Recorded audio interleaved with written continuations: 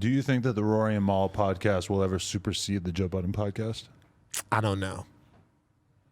I think when the Rory and Mal podcast comes, it's gonna be super hot initially. Yeah. But I don't know.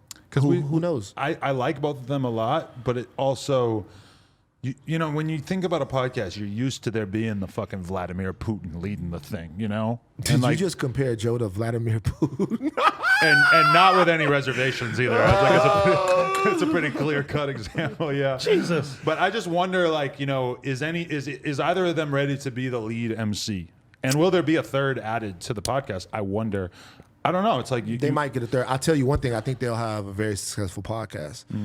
I think, when you say whether or not it'll be as successful as the Joe Budden podcast. That's a high bar. Yeah, I mean, there's not many podcasts are. If they end up at 20 or 30% of that, that's still a great business for them to have. I think it'll be more than 20 or 30%. Initially, I think it'll probably be almost like 100%. But I think that over time, we'll see where when it you sort of take settles. pieces of anything away, it's never going to be the same. So even for Joe, like, shout out to Ish and shout out to my nigga, what's my nigga name? Ice. Shout out to my nigga. That's my guy too, my bad. Yeah, but like it's a whole different dynamic. And then those loyal listeners, they're like, we may go over there now. We may go over here now. So it's going to be a divide for both parts. I think it's been a little bit more traumatizing than I'd like to admit watching that whole thing fall apart, just because of the fact that in terms of building out the No Jumper show and trying to create more shows and everything, I've always like looked at their dynamic as that's what I'm trying to get to. I'm trying to have a friend rapport thing going on with a couple of my buddies, and we'll be able to just really build like a consistent presence like the way that they have with the Joe Budden podcast. To watch that all fall apart was kind of upsetting, and it has really made me sort of like reconsider everything, at least in terms of like, okay, well, what do I have to do to basically make sure that we're not just building up a bunch of personalities on this show and then at some point it's all going to come crashing down because of, you know, some combination of business and personality? Yeah, it's just sad. You know, it's sad because it's sad for the listeners and it's sad for those guys. Because one thing is, for the listeners, it's a dynamic that they were sort of tuning in for. And Joe by himself is obviously super talented, and Rory has his own energy and Mal has his own energy, right? But the dynamic between the three of them, it would be little moments in the Joe Budden podcast that would be dope. You know what I mean?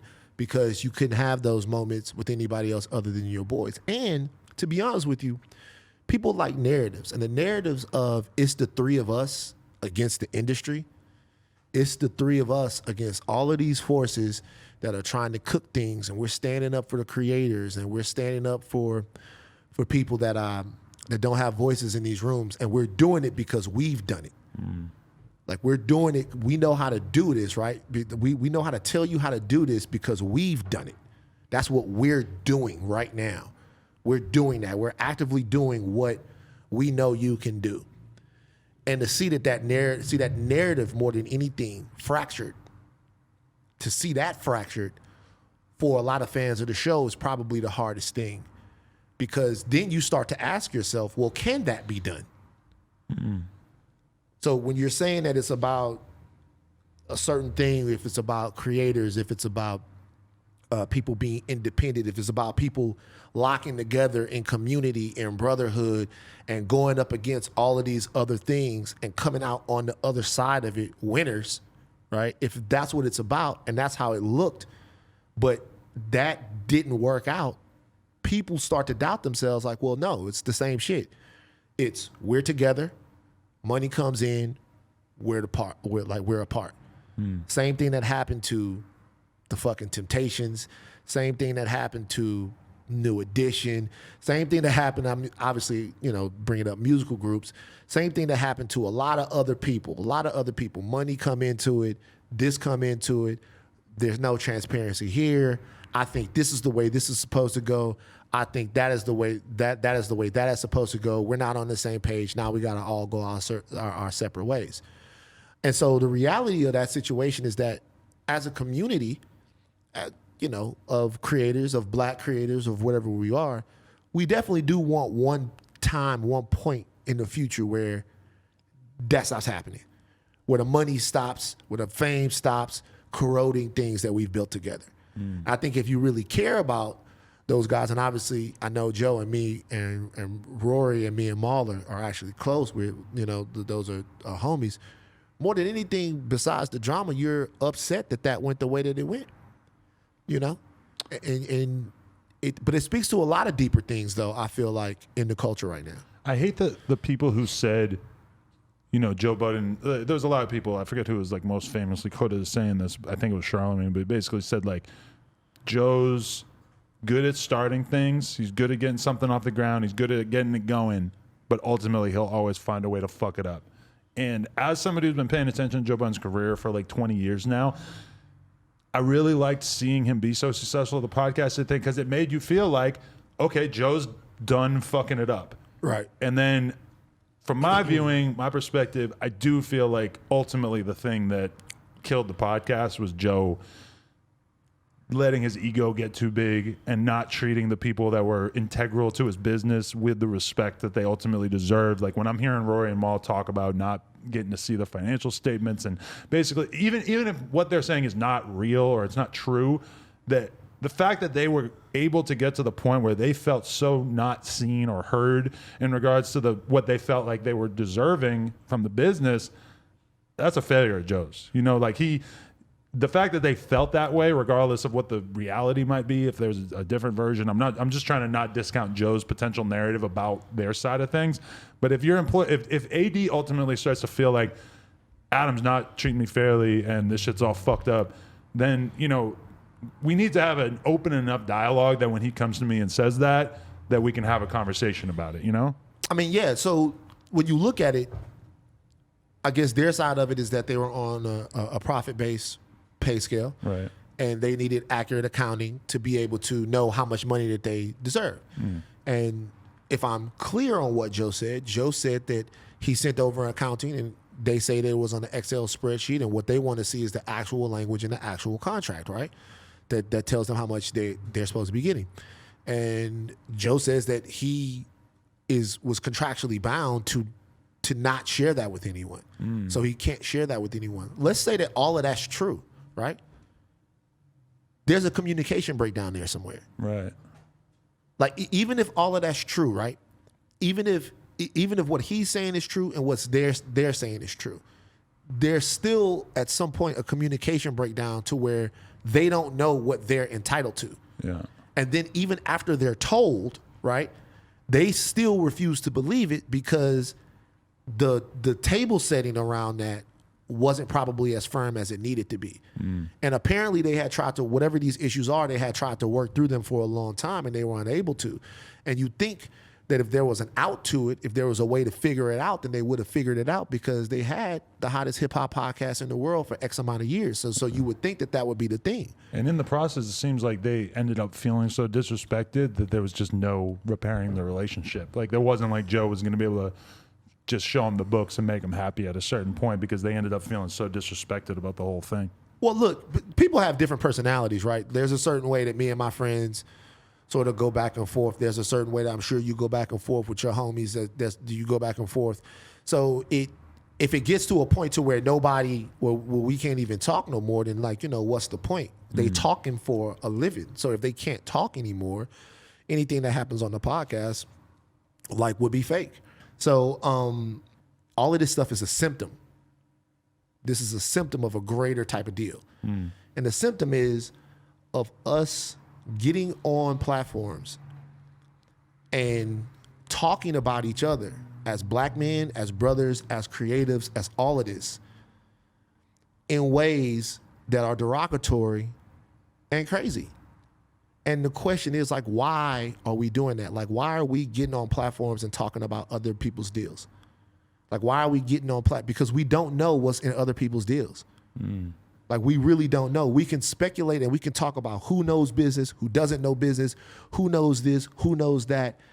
And all of this to me it's corrosive, and I don't understand why we big willying one another. It's enough for everybody. And look, if I have political differences with somebody and I feel like someone is hurting people, then obviously you guys know that I'm going to be on my platform and I'm going to talk about it. If there's something, if I feel like there's harm being done, then obviously I'm going to talk about it. But the reality is that people are free to do business in the way that they are doing business, man. People are free to do whatever they want. For me, I'm going to be honest with you. The company that I have, 6 Feet Over Productions, we produce Two Distant Strangers. We won an Academy Award for it, right? That's me and my partners. We own that company. We own that company so we could exude creative control over that. That's why it's important that we have that.